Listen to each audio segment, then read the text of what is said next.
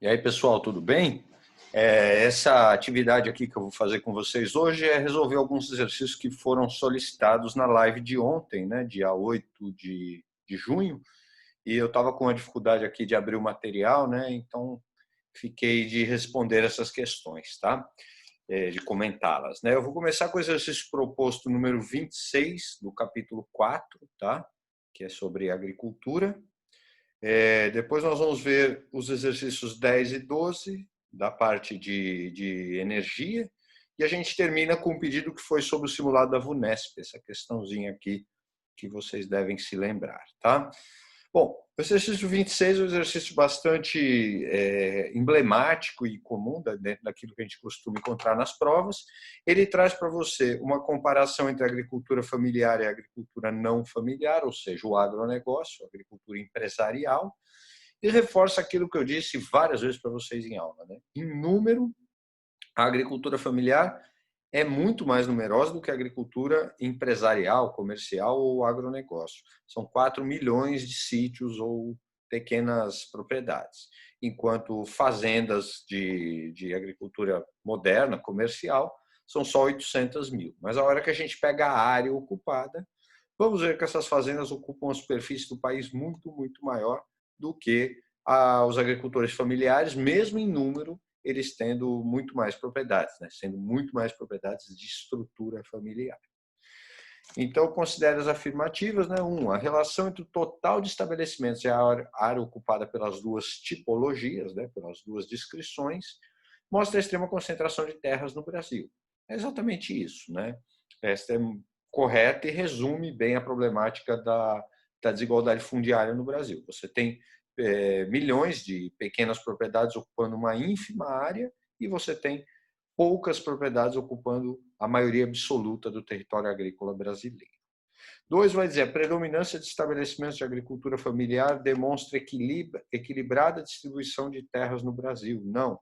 O fato de você ter muitos estabelecimentos mostra só que você tem um número grande de pessoas que têm pequenas glebas de terra, mas elas ocupam uma parcela pequena do território. Então, é justamente o contrário. Esses dados mostram a distribuição desigual da terra no Brasil. A 3 vai dizer, a predominância de estabelecimentos familiares fica evidente pela ocupação de mais de 50% da área total dos estabelecimentos agropecuários. Bom, se você olhar aqui, a agricultura familiar perfaz só 80 mil hectares, 80 milhões, né, na verdade, de hectares, se comparado ao total do país, que é de 320, quer dizer, ela pega, não chega a 30%, né? Então, ela não chega a 50% de jeito nenhum, por isso só o 1 está correto, só a primeira afirmativa. Tá? Confira aí, porque às vezes o gabarito eventualmente sai com um errinho de impressão, então às vezes te cria muito problema. Se for esse o problema, está mais fácil de resolver. Né? Questão 10 fala sobre energia. Né? O mercado de combustíveis fósseis está em negação sobre a queda da demanda futura, iludindo seus investidores. Uma análise da Carbon Tracker Initiative questiona os cenários promovidos por grandes empresas de energia, que calculam que o uso de fósseis continuará a crescer nas próximas décadas. Se considerar o barateamento de fontes renováveis, a inclinação à descarbonização de muitos países e o alto investimento em outras tecnologias de armazenagem de energia e eficiência energética. Considerando o questionamento feito no texto ao mercado produtor e comercial de combustíveis, é correto afirmar. A diminuição das emissões de carbono, né, a descarbonização, é fato notório e alvo de programas eficientes, como nos Estados Unidos e na China, antes os principais emissores. Olha, esta alternativa passa perto de estar correta. Né? Agora, ela diz que Estados Unidos e China antes eram os principais emissores. Não, eles seguem sendo os maiores emissores de gases de estufa, de poluentes, né? De poluentes que contribuem para o aquecimento global. Então, a A está fora. O crescimento futuro do uso de combustíveis fósseis é certo, pois as novas tecnologias de prospecção estão nos informando sobre reservas inesgotáveis. Impossível existir uma reserva inesgotável de um recurso que não é renovável. Né? Obviamente, não faz sentido. O questionamento parece fazer sentido, pois já se nota em vários países, inclusive na China, uma queda da demanda atual por combustíveis fósseis. Verdadeiro. Realmente a China continua queimando muito carvão, muito petróleo, mas vem fazendo isso nos últimos anos num ritmo mais lento. Né? Não é que não está crescendo, tá? Mas esse crescimento que vinha num ritmo de, sei lá, 10% ao ano, hoje é um crescimento de 1% ao ano. Porque muito mais tem crescido o uso de fontes alternativas. Então, a C é a correta, né? É inconsistente a afirmação sobre o barateamento de fontes renováveis. Não, isso é consistente. As fontes renováveis eram ainda mais caras há 10 ou 20 anos atrás e estão cada vez mais acessíveis. Questão 12 vai relacionar com você índice de desenvolvimento humano, IDH, com o consumo de energia per capita em tonelada equivalente de petróleo, em TEP. Né? Então, com base nesse conjunto de dados, pode-se afirmar que o IDH cresce linearmente com o consumo anual de energia per capita. Bom, é quase uma questão de matemática, né? Se fosse linearmente, seria uma linha, exatamente. Aqui não temos um crescimento linear. Há sim uma tendência, né? Eu tinha dito isso em aula. Quanto mais rico, desenvolvido, maior consumo per capita de energia. Mas não é uma regra estreita ao ponto de você ter uma reta de comportamento linear. Né? O IDH aumenta quando se reduz o consumo anual de energia. Pelo contrário, né? Maior IDH normalmente está ligado a maior consumo de energia. A variação do IDH entre dois países é inferior a 0,2 dentre aqueles cujo consumo anual de energia per capita é maior que 4 TEP. Ou seja, todos os países que estão daqui para cima têm um IDH que não varia mais do que 0,2. Ou seja, tem um IDH que está entre 1 e 0,8. O que é correto, né, gente? Se você olhar aqui, traçar uma linha imaginária acima do 4, aqui do 4 para frente, você vai ver que nenhum país com nível médio ou baixo de desenvolvimento consome acima de 4 toneladas equivalentes de petróleo. Né? Só sobram, então, os países da parte de cima ali do teu indicador.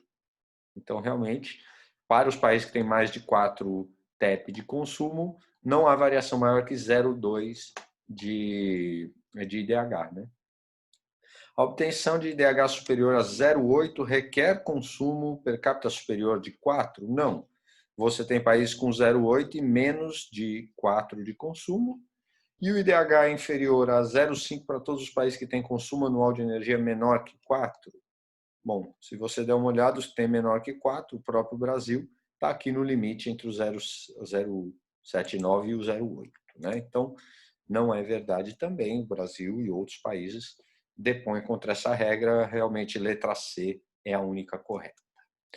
E, finalmente, essa linda questão que vocês encontraram aí na prova da VUNESP, essa não fui eu que fiz, queria ter sido, porque é uma questão muito bonita e muito bem feita e misturada com o inglês, né? Aliás, boa parte da resposta passa pelo inglês. Você tem uma charge, nessa charge você tem alguém tocando uma gaita de fole usando uma roupa típica da Escócia. Se houver dúvidas, tem os manifestantes estão carregando, né? Yes for Scotland. E o caminho que está sendo perseguido aí, né? Para o qual eles estão sendo guiados, é o caminho do quê? Da independência, né? Tá aqui, ó, um cartaz, né? Só que junto com a independência vem alguns problemas, né? Dificuldade, buraco fiscal, né? Dificuldade de pagar as contas, né? Lucros decrescentes, não dá valer muito bem, mas escorregar para a irrelevância, né? Slide to irrelevance, algo assim. Tem uma das placas aqui que está difícil de ler, talvez no teu original estava mais legível, mas elas dão pistas sobre a resposta, tá? Então, a que possível processo político a charge se refere? Se refere ao processo de emancipação da Escócia. A Escócia hoje é parte do Reino Unido. Ela está numa união política com a Inglaterra, País de Gales e Irlanda do Norte. A gente ainda vai ver isso na matéria, claro. Né? E alguns anos atrás houve um plebiscito e por muito pouco a Escócia disse não, por uma margem pequena de votos, para a sua independência. Né? Então passou perto, mas não ocorreu a independência. Só que quando houve a história do Brexit, a votação para que o Reino Unido questionasse sua permanência na União Europeia, as pessoas que moram na região da Escócia foram majoritariamente contra deixar a União Europeia, diferente do voto do resto do Reino Unido. Então, agora um acirramento desse movimento e há o temor de que muito em breve a Escócia volte a pedir novamente um plebiscito e que esse plebiscito possa ser vencido, né? Você está vendo as pessoas dizendo aqui, sim, pela Escócia, né? Parece, os sinais são bons, né? As pessoas otimistas com a independência. Então, o processo, você tem que dizer, é o processo de convocação de um plebiscito que pode levar à independência da Escócia, né? De um novo plebiscito. Quais as possíveis consequências colocadas na charge caso o processo seja concluído, né? E acho que o ideal é explicar, né? Então, você vai dizer aí que, apesar de obter a independência, alguns desafios podem surgir à Escócia. Por exemplo, um buraco fiscal, ou seja, pode ser que a Escócia tenha dificuldade de arrecadar dinheiro suficiente para pagar suas contas, para pagar os custos do dia a dia. Quer dizer, isso dá a entender que o resto do Reino Unido ajuda a Escócia, né, a pagar suas contas. O que mais que a gente tem aqui?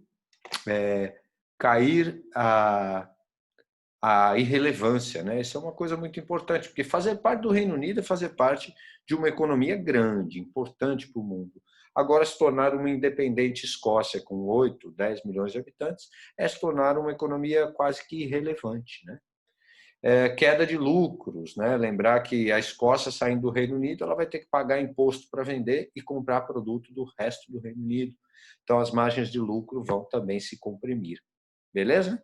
Quer dizer, uma questão muito interessante, muito bem formulada, porque ela usa todo esse gatilho do inglês e da charge para problematizar temas de atualidade, né? Temas ligados a essa polêmica que já não é de agora, mas que se reforçou aí nos últimos anos. Legal, pessoal? Se ficou alguma dúvida, então mandem para a próxima live, beleza?